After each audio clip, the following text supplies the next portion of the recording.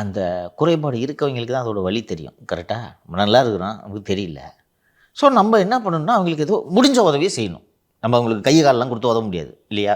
But வசதி செய்து கொடுப்பதன் மூலமாக அவர்களுக்கு உதவி செய்யும். இந்த அடிப்படையில் தான் நல்ல எண்ணத்தில் குறிப்பாக கனிமொழி அவர்கள் இந்த மாற்றுத்திறனாளிகள் விவகாரத்தில் பெரும் கவனம் செலுத்துபவர். முதல்வரையும் நம்ம குறைத்து சொல்ல முடியாது. நல்ல ஸ்கீம்னு சொல்லிட்டு தானே இது போய் அவரே போய் திறந்து வைக்கிறாரு. ஒரு சிஎம் என்ன ஒரு கடையை திறந்து வைக்கிறது சிஎம் வேலையா?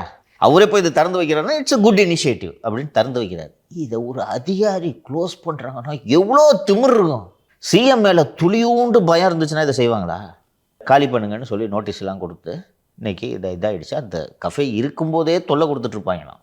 அது அந்த அலுவலக வளாகத்துக்குள்ளே இருக்குதுன்னு சொல்கிறேன்ல, அந்த கஃபேக்கு நீ இப்போ வர்றேன்னு வச்சுக்கேன், காரை வெளியில் பார்க் பண்ணு. இது கவர்மெண்ட் ஆஃபீஸ் பார்க்கிங். கஃபேக்கு ஒரு மாற்றுத்திறனாளி வண்டி எங்கேயா விட்டுட்டு நான் எப்படியா வருவான்? எதுக்கே அதை உருவாக்குனீங்க?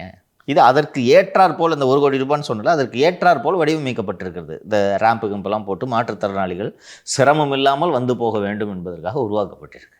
எங்கேயாவது நடக்குமாயா? அது மாலதி ஜெயலலிதா முதல்வராக இருந்திருந்தால் ஒரு அதிகாரிக்கு இப்படி ஒரு சிந்தனையில் இப்படி ஒரு எண்ணம் வருமா?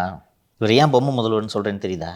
அந்த லக்ஷ்மி ஐஏஎஸ்க்கு இப்படி ஒரு எண்ணம் தானே முதல்வர் மீது. அவங்களுக்கு தெரியாதா? சிஎம் திறந்து வச்சதுன்னு தெரியாதா அவங்களுக்கு?